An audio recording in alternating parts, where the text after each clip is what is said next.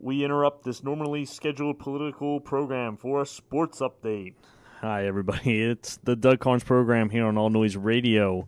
267-495-4866 is my phone number. You can email me at dougkarnsprogram@gmail.com. Yes, before we move on to politics and all the craziness in the world, I just want to congratulate the Philadelphia Phillies for becoming the National League East champions. They did it with 98 wins. They clinched everything. They have home field advantage. They have the divisional title. And since the National League All-Stars won this summer, they have home field advantage for the World Series if they make it. And, as we all know, the Phillies are going to make it and win the World Series. If you can't tell, I am a Phillies fan.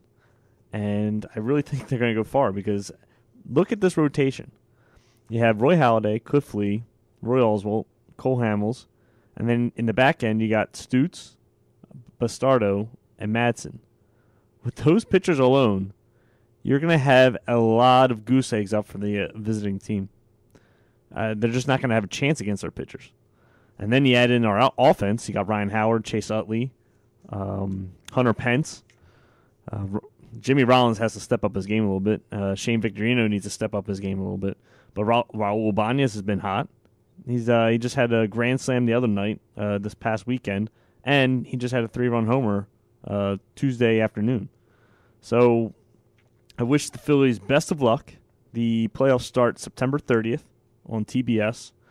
Hopefully, I'm praying that TBS does not give the Phillies the crap schedule again and have almost every single game on during the day when everybody's at work, which is the most annoying thing in the world.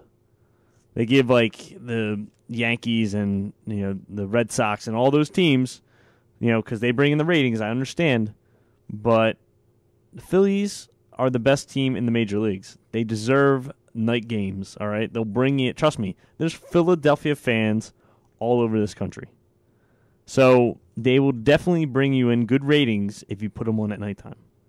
But I swear, if they are on during the day, I will come down to you, TBS, and slap you in the face. That's all I have to say. That's all I have to say. But anyways, yeah, so we wish the Phillies good luck. Postseason starts September 30th. And go Phils. All right, so enough sports, as 2 minutes and 43 seconds of it was enough. Let's jump into Mr. Barack Obama and his new jobs bill and his new tax plan, which I have to say is outrageous. He wants to add $1.5 trillion more in taxes in the next couple of years. And that's on top of the Obamacare, the Obama Universal Health Care taxes that are going to be kicking in 2013. And that's $1.3 trillion new revenue in taxes. So you're looking at almost $3 trillion more coming from the American people to pay for programs that just don't work. It's ridiculous. I don't know how they get away with the lies, which we're going to touch on a little bit, about Warren Buffett and how his secretary pays more taxes than he does, which makes no sense whatsoever. No sense. Unless you're paying that secretary $1 billion a year to be a secretary, there's no way she's paying more taxes than you. But let's jump right into it. AP, Associated Press, had some key features of Obama's plan. I just want to go over them and then talk about it a little bit. But the key features is $1.5 trillion in new revenue, which would include about $800 billion over 10 years from repealing the Bush-era tax rates for couples making more than $250,000. It also would place limits on deductions for wealthy filers and end certain corporate loopholes and subsidies for oil and gas companies. Again, as you heard on my previous shows before, oil and gas companies get no subsidies. They don't get any. If you understand what a subsidy is, Amtrak gets a subsidy. When you pay for a cell phone, that cell phone price that you're paying on contract when you get a new 2-year contract from AT&T or Verizon, you're paying the subsidized price for that phone. That phone doesn't cost $100. It doesn't cost $200. It usually costs around $500 to $800 a piece, depending on what kind of phone it is. And AT&T and Verizon pay for most of that cost because they know they'll make more money in the end from you. So that's what a subsidized price is. The government doesn't give oil or gas companies any money. None. So how can they have a subsidized program that they need to cut from? There is none. All of this means is that they're going to just tax oil companies more. Which, what do you think that's going to do to your heating costs, your gasoline costs, and anything that has to do with oil, like plastics and styrofoam and all that? Everything's just going to skyrocket. They're going to pass the cost along to the consumer. So how does this help you? Adding taxes to the wealthy is always going to come down and trickle down and hurt everybody else.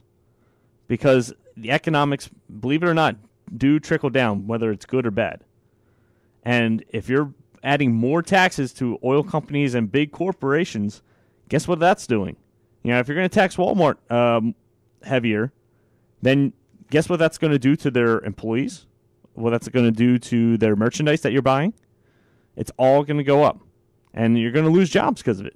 Because companies know the profit margin that they need to stay in. And it's their right to make that money. So what are they going to do? They're going to cut jobs if they're bringing in less money. And they're going to actually raise prices on their merchandise. Same thing, like I said, with oil. It's very simple. I don't know how nobody sees that. All right, so next, the other key feature is $580 billion in cuts to mandatory benefit programs, including $248 billion in Medicare and $72 billion in Medicaid and other health programs. Other mandatory benefit programs include farm subsidies and federal employee retirement benefits. The plan would reduce federal workers' paychecks by 1.2% over 3 years, saving the government about $21 billion over 10 years. Does anybody remember a couple weeks ago when we were talking about deficit cuts and Paul Ryan and all that $21 billion over 10 years?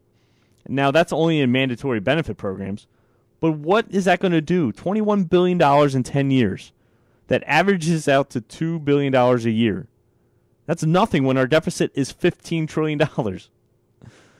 Imagine, do you know how many zeros are in $1 trillion? Just $1 trillion. Now, imagine $15 trillion. Does anybody understand how much 1 billion goes into a trillion? It goes in 100 times. No, I'm sorry, wait, 1,000 times. So what is that $2 billion going to do a year in mandatory spending? Nothing. Here's the one I get a kick out of. $430 billion in savings from lower interest payment on the national debt. So, in this bill, Mr. Barack Obama, our awesome president, is saying that we're going to just not pay interest payments.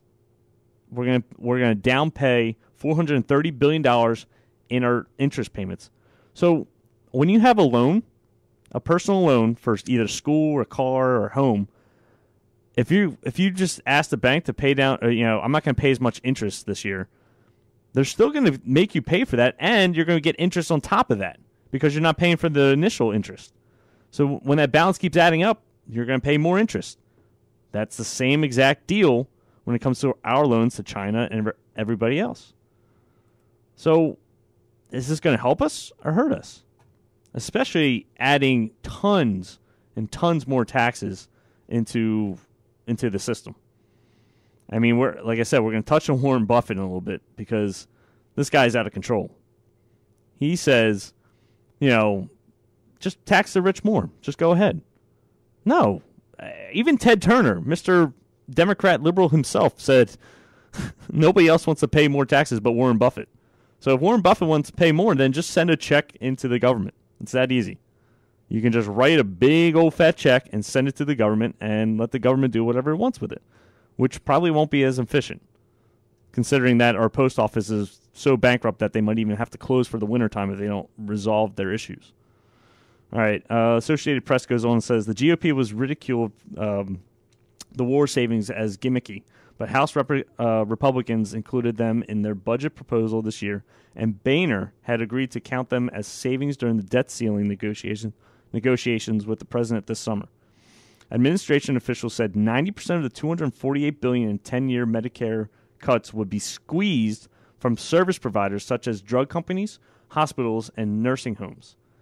So it's going to be squeezed from actual other private or smaller public entities. What is that going to do to our communities?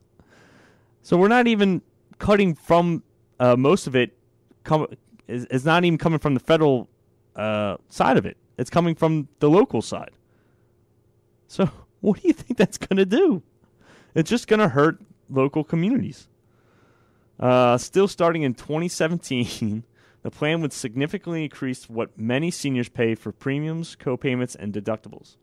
AARP, the lobbying group for older Americans, say it was troubled by some of the proposals, but grateful Obama didn't include an increase in the Medicare eligibility age and cuts to Social Security. Illustrating Obama's populist pitch on taxes, he also suggested that Congress establish a minimum tax on taxpayers making $1 million or more in income.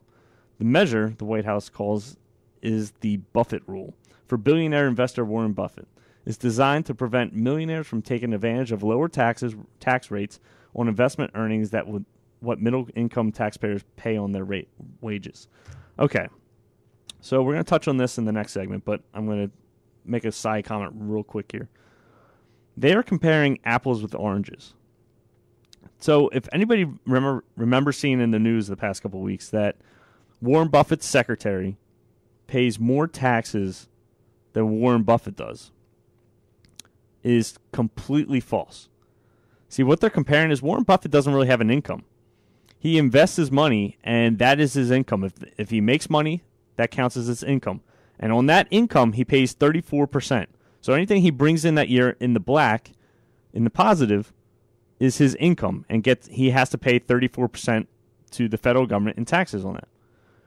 Now, if his secretary is paying more than him, she's got to be paying, or him, not to be sexist, him and her have to be paying 35%, which, only to be in that tax bracket, you have to be in the almost top 5% of the country. So is she making $1 billion a year for being a secretary? I don't think so. So what they're doing is they're comparing two different taxes. So the tax they're comparing with him is his capital gains tax, which he pays a very, very low margin, which that's the standard rate throughout the country. Because thankfully right now the government is letting us keep, well, not us, but letting corporations and companies keep a lot of their profits since the Bush tax cuts. So he's paying a very low rate on capital gains, which is his investment money. But that's a lot different from income tax. The rates are two different, sizes, and you can't compare them both. They're two different things. You can't compare income to capital gains. It just doesn't work that way. It's like comparing buying something at the store, that sales tax to my income. So it'll be like, well, that's not fair. I'm paying more income than she is paying on her sales tax at the store. That's two different things. It just doesn't work that way. All right, we're up against a break, so when we come back, we'll play some audio from Obama and the GOP. We'll be right back.